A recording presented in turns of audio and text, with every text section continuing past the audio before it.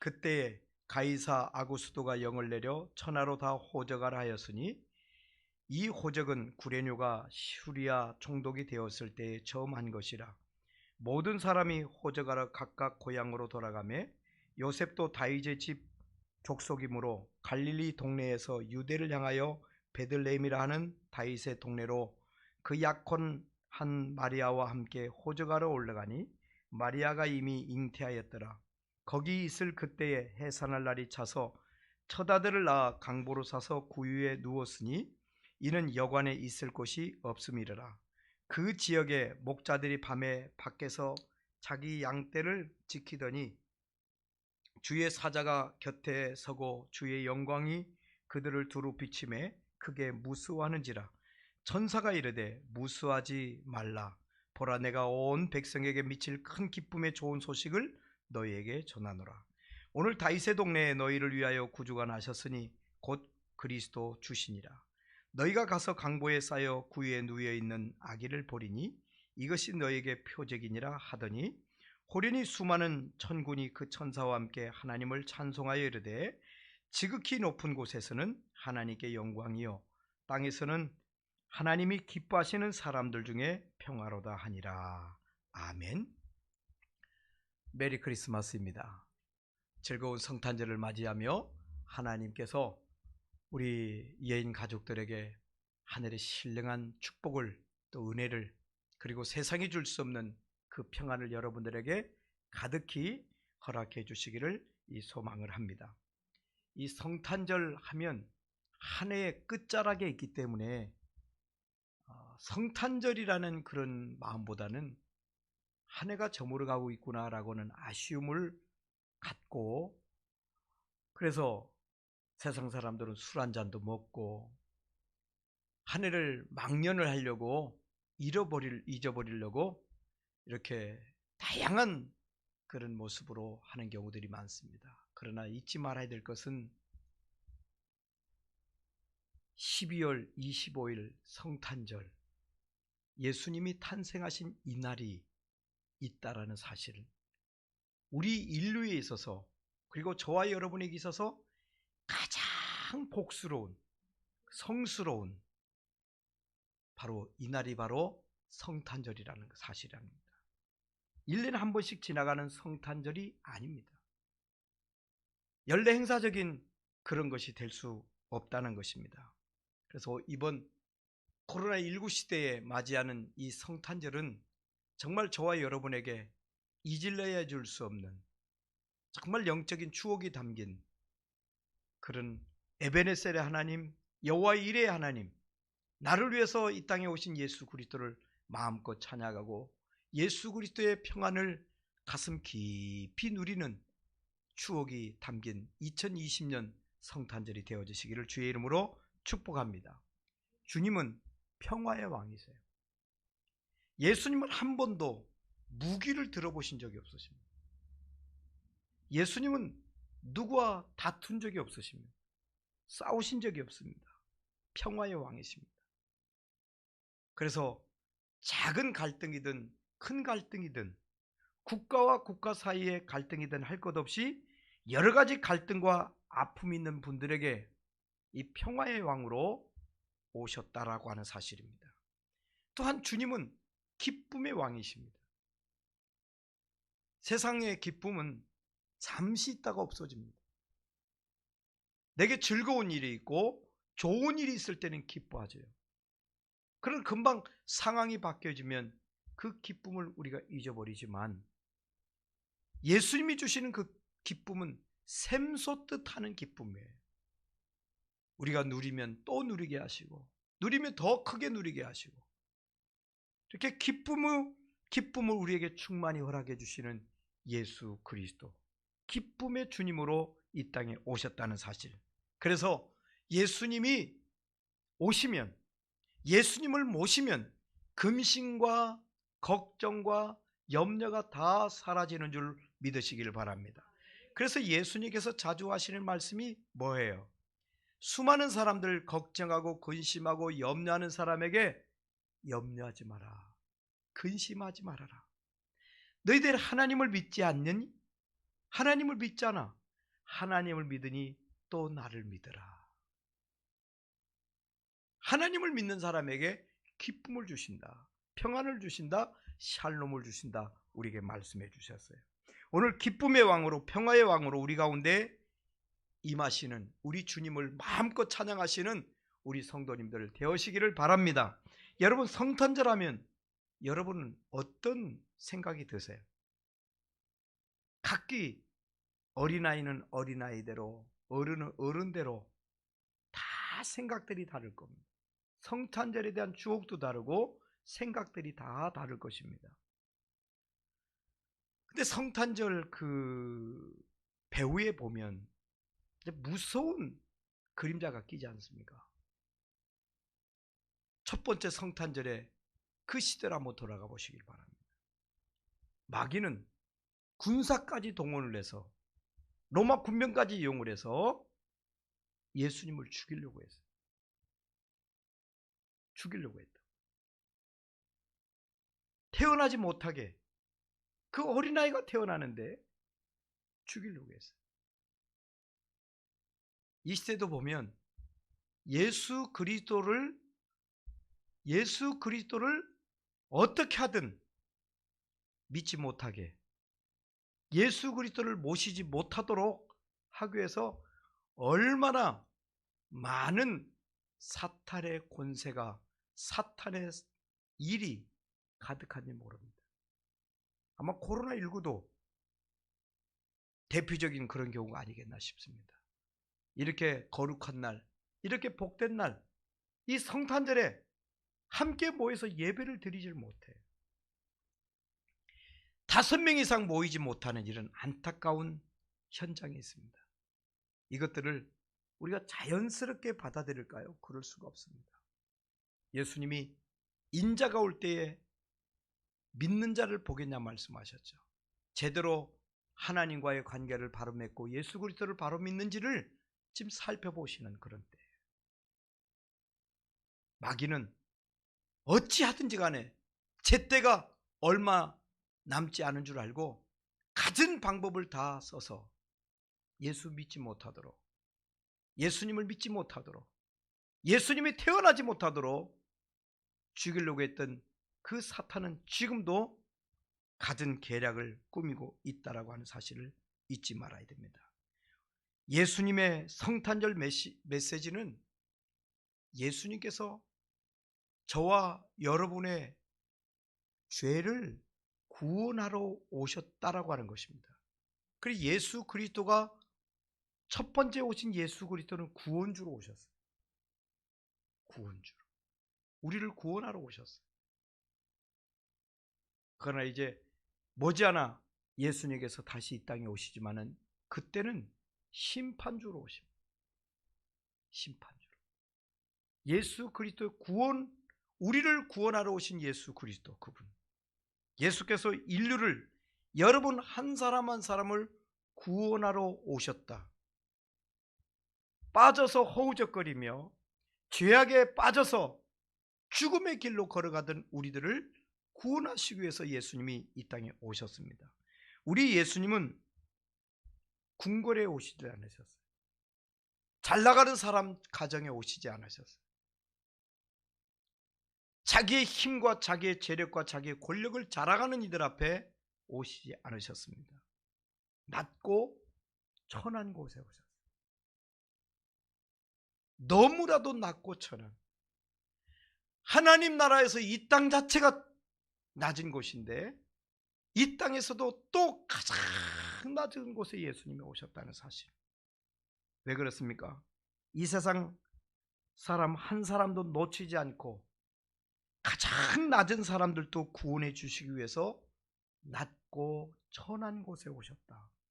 천한 곳에. 성경학자들의 말을 빌리면 신구약 성경에 예수님에 관한 그 별명 같은 이름들이 약 700여 가지가 나온다고 그래요. 그 가운데 우리 예수 믿는 사람 가운데 가장 우리들이 자주 사용하는 예수님의 별명이 있어요. 그건 바로 나사렛 예수라는 말입니다. 나사렛 예수. 구약에서는 한 번도 기록되지 않았는데 신약 성경에 무려 30번 이상이 나사렛 예수라는 말을 사용하고 있습니다. 여러분, 성경 지도를 펼쳐놓으시고 여러분 보시기를 바랍니다. 이 나사렛, 큰 도시가 아닙니다. 화려한 도시도 아닙니다.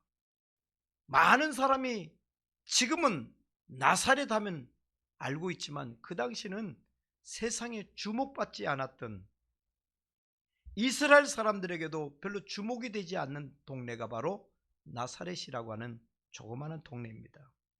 빌립이 예수님을 만나고 그의 친구 나다나엘, 즉 바돌로메에게 찾아가서 예수님을 소개하죠. 야, 나사렛에서 예수 그리스도가 태어나셨어. 너 예수 그리스도를 아니? 그랬더니 나다나엘이 하는 말이, 야, 무슨 소리야? 너 지금 무슨 소리 하니?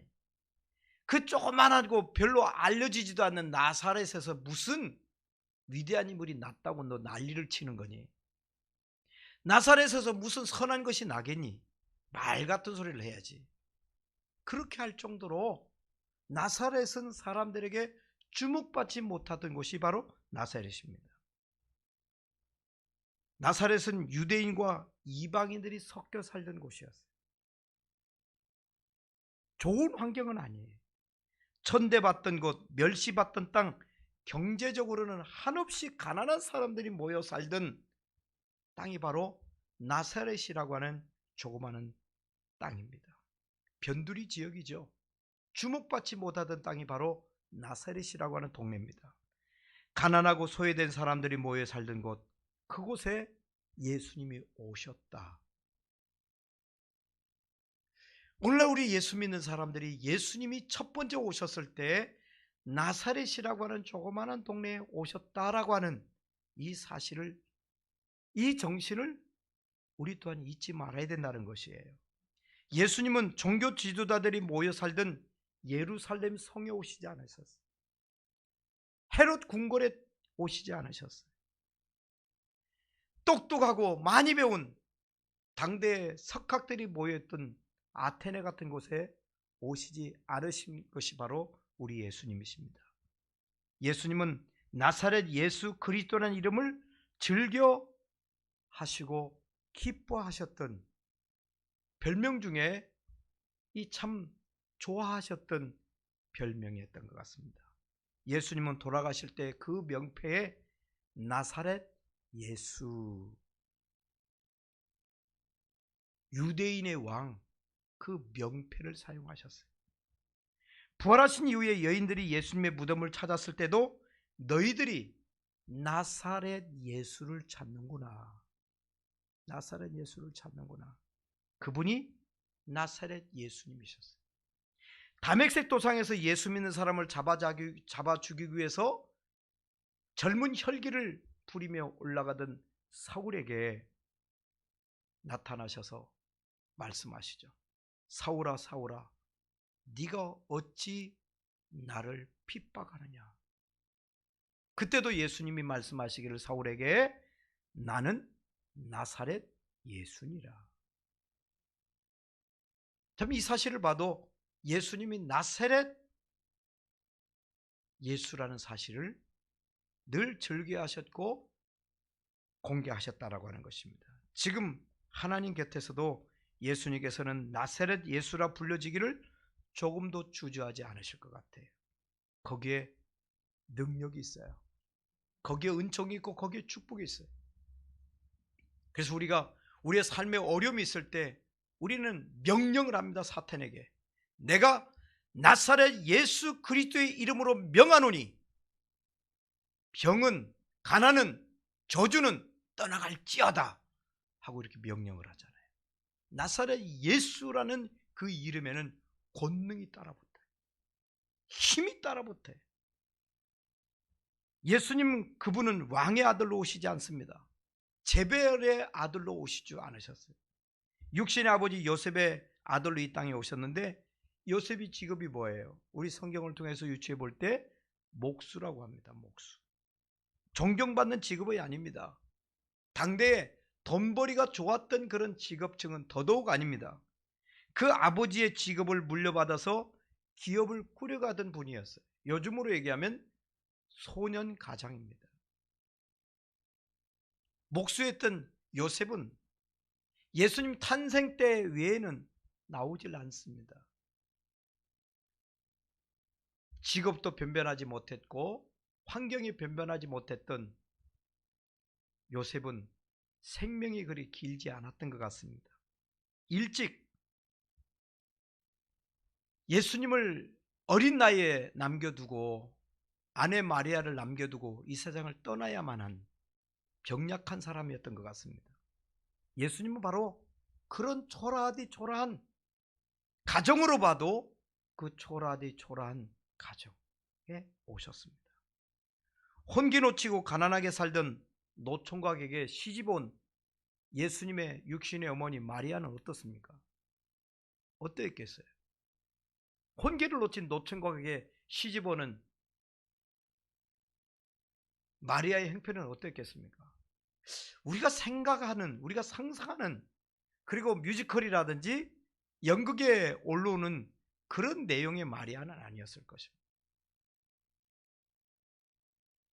막 주인공으로 맡고 있는 그런 아름답고 아름다운 그런 모습이 아니라 그저 지극히 평범한 여인이었을 것이에요. 누구 말대로 요즘 태어난다면 견적이 좀 나와야 될 분이었는지도 몰라요. 예수님의 일대기 보면 마리아를 참 이쁜, 세계에서 가장 이쁜 모습으로 그려놓습니다만 그것도 역시 아닌 것 같습니다. 여러분, 육신의 어머니 마리아의 모습을 보나 아버지 요셉의 모습을 보나 참 변변한 것이 없습니다. 그러나 그분들의 신앙, 그분들이 하나님을 향한 순종 때문에 선택을 받은 것 아니겠나 하는 걸 생각이 들죠. 예수님, 오늘 성탄의 주인공이신 예수님, 그분이 어떤 분이십니까? 예수님은 태초에 만왕의 왕이시며 온 우주를 친히 빚어서 만드신 분입니다. 이 땅의 모든 교회를 지으신 교회의 주인이기도 하십니다. 예수님은 부활하시고 승천하셔서 내가 너희들이 있을 곳을 나는 준비한다. 너희들이 영원히 있을 천국을 다 지은 다음에 너희를 데리러 내가 다시 오구마 하면서 지금도 우리가 영원히 살 천국을 준비하시는 예수 그리스도십니다. 예수님은 목수 출신이기 때문에 어느 분이 표현하셨나요? 우리가 영원히 살 천국도 정말 아름답게 예수님의 온 솜씨를 다 기울여서 멋지게 만들어 놓으실 것이다. 기대의 박두, 기대해 보시길 바랍니다. 오늘 우리의 마음을 빚어 만드시고 우리의 영혼까지도 새롭게 하셔서 하나님 앞에 부끄럽지 않는 하나님의 사람들로 우리를 새롭게 하여 주시기를 간절히 소망합니다.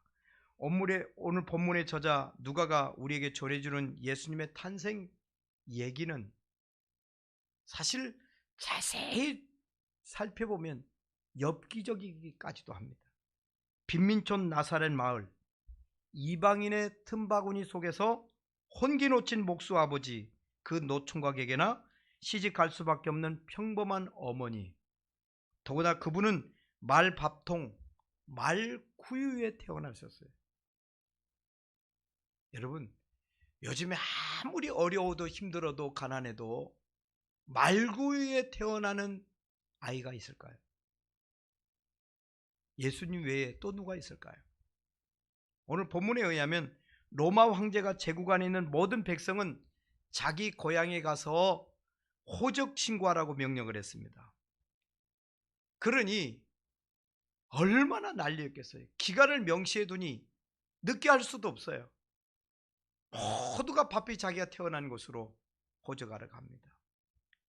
그랬더니 이제 대목이잖아요. 사람들이 많이 모이면 어때요?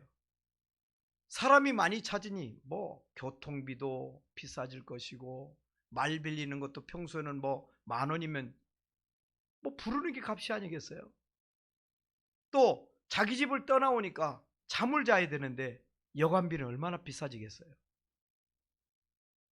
그런 환경이 됩니다. 더군다나 조그마한 베들레헴 마을, 저도 몇 년 전에 성지순례 가봤습니다마는 작은 동네입니다. 정말 손바닥 많은 동네입니다. 무슨 변변한 호텔이나 모텔이 있었겠습니까? 가난한 요셉이 얻어 잘만한 방은 더더욱 없죠. 있다 한다 할지라도. 고향이라고 찾아갔지만 한 번도 와본 적이 없는 곳입니다. 아는 사람이 누가 있어요? 부득이할 만한 부탁할 데도 없어요. 찾아갈 곳도 없습니다. 베들레헴에 착한 농부 한 사람이 있어서 만삭이 된 마리아 임산부를 보면서 방 한 칸을 주었습니다. 그 말이 방 한 칸이 방 한 칸이에요? 마구간을 주었어요. 이 마구간이라도 자겠습니까? 마구간에서라도 기거하겠습니까? 하고 요셉과 마리아에게 그 마구간을 내어줍니다. 예수님의 고향은 베들레헴 말구유간, 그것이 바로 예수님의 고향입니다. 예수님이 태어난 장소가 바로 말구유예요. 짐승의 밥통에서 태어나신 예수, 벌레 같은 인간, 짐승 같은 인간을 구원하시기 위해 오신, 밥으로 오신 예수님, 생명의 양식으로 오신 예수님, 예수님이 말씀하십니다. 나는 생명의 양식이다. 나는 밥이다. 나는 말밥통에 태어난 예수다. 인간은 죄로 말미암아 너무나도 짐승처럼 비천해졌잖아요. 사람이 아니죠. 요즘 보면 더 그런 것 같아요. 사람이면 그럴 수 있을까? 사람이면 그런 생각, 그런 행동, 그러한 마음을 먹을 수 있을까? 그런 범죄를 저지를 수 있을까 싶은, 이런 인간을 구원하기 위해서 집단이 어지럽게 널려 있는 곳, 가축들, 그리고 소와 말이 똥을 싸고 눕는 그곳, 그 짐승의 염을 죽을 먹는 말밥통에 예수님이 태어나셨어요. 예수님은 소의 염을 취급을 받고 이 땅에 오셨다라고 하는 것이에요. 구유 안에서 태어나셨으니까. 예수 오심 사건 속에서 누가가 전해주는 또 다른 통찰이 오늘 보면 8절의 말씀이 나와요. 8절에 보면 그 지역에 목자들이 밤에 밖에서 자기 양떼를 지키더니 목자를 등장시킵니다. 예수 탄생의 소식이 들판에서 양을 찌던 목자들에게 전해졌다라고 오늘 누가 사도는 말씀을 기록을 하고 있습니다. 우리가 목자로 하면 목가적인 분위기에서 푸른 풀밭에 양을 인도하고 목동의 그 이쁘고 멋있는 그런 모습을 상상하면 안 돼. 그 당시에 목자라 하면, 목동이라면 어땠느냐? 짐승들의 소리가 들리는 그곳입니다. 새들도 사납게 그지없는 팔레스타인 불판이에요. 맹수가 으글거리는 그 벌판입니다. 당시 목자들 자신의 양떼를 돌보는 사람은 아무도 없었어요. 다 주인이 따로 있습니다. 주인의 양을 치는 고용된 노동자들, 낮에는 태양볕에 얼굴은 걸려있고 손은 거칠기 짝이 없는 그 목동들, 밤엔 양을 지키기 위해서 불침번을 서가며 모자란 잠을 새우잠으로 자야만 하는 이 목동들의 그 고단한 삶이 이어지는 그런 곳이죠. 요즘으로 얘기하면 3대 업종 중에 하나가 목동이 아니겠나 싶습니다. 사회적 경제적 하층민입니다. 돈을 벌기 위해서 집을 떠나서 시골을 떠나서 지금 올라온 사람들입니다. 부모 곁을 떠나는 사람입니다. 직장을 구하고 싶어도 자기가 원하는 대로 얻을 수 없는 부류의 사람들입니다. 그래서 얻은 직장이 바로 쉽게 접근할 수 있는 목동, 양을 치는 그런 직업을 얻습니다. 이들은 하나님을 믿고 싶지만은 자유롭게 성전에 들어갈 수 없는 사람들입니다. 서로 성전에 들어왔다 할지라도 냄새가 나기 때문에 사람들이 다 피합니다. 그게 목자예요. 온몸에 옷에 양똥 냄새가 찌들어 있기 때문에 곁에 사람들이 오려고도 하지 않는 그런 사람이 목자입니다. 양치기들 가운데는 생활에 시달리다가 주인 몰래 양털이나 젖을 암시장에 내다 팔다가 들켜서 범죄자가 되곤 했다고 합니다. 그래서 양을 치는 목자들 하면, 목동들 하면 그 당시에 별로 좋은 평가가 없었대. 부정직한 사람들, 그게 목동이에요. 이런 하층민 중에서 가련한 목자들에게 예수 탄생의 소식이 전해졌다라고 의사 출신인 누가가 오늘 본문에서 말씀을 하고 있는 거예요. 이 주목해 볼 필요가 있습니다. 그것도 하늘의 천사들의 음성, 합창과 함께 그 목자들에게 그 음성이 들려집니다. 만약 혼자 들었다면 너무 힘이 들고 피곤해서 환청을 이들이 듣지 않았겠나 하겠지만 천사들의 합창이에요. 온 들에 가득 넘치는 합창 소리로 메아립니다. 하늘의 천사의 음성이 들리기 시작합니다. 천사가 이르되 무서워하지 말라. 보라, 내가 온 백성에게 미칠 큰 기쁨의 좋은 소식을 너희에게 전하노라. 오늘 다윗의 동네에 너희를 위하여 구주가 나셨으니 곧 그리스도 주시니라. 이 소리가 합창으로 울려 퍼져. 너희를 위하여, 보잘것없는 고통당하고 있는 낮아 있는 너희를 위하여 예수님이 태어나셨다. 곧 그분이 그리스도 주라고 우리에게 말씀해 주죠. 이 얼마나 놀라운 일입니까?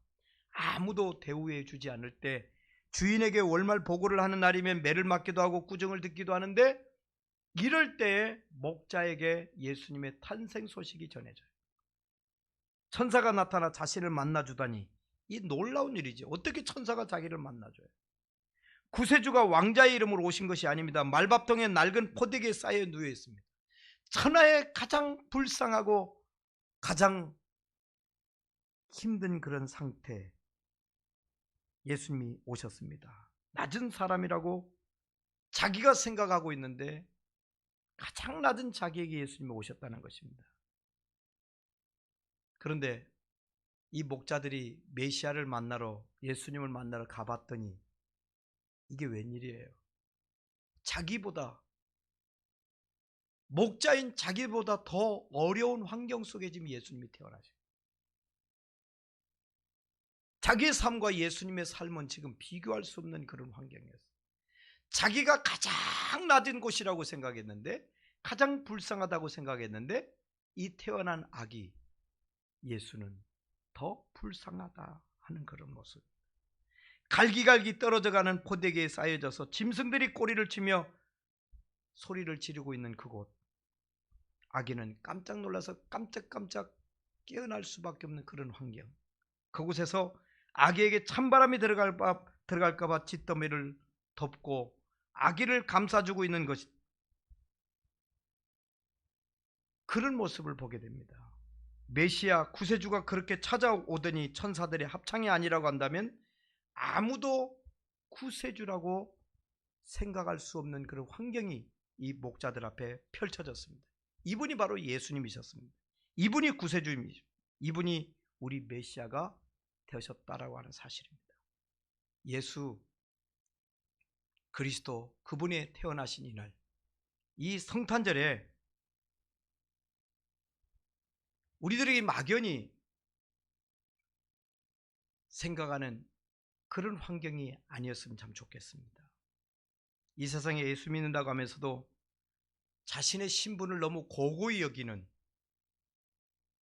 낮은 데는 도무지 갈 수 없는, 낮은 데를 쳐다보지 않는 우리의 삶이라면 예수님의 성탄절에 우리 자신을 한번 돌아봐야 됩니다. 구원 얻은 특권에 갇혀서 마음이 높아져 버린 사람들이 만날 수 있는 사람이 누구일까요? 예수님은 못 만날 사람이 없었어요. 가장 어려운 사람, 가장 낮은 사람, 힘든 사람을 다 만나주셨어요.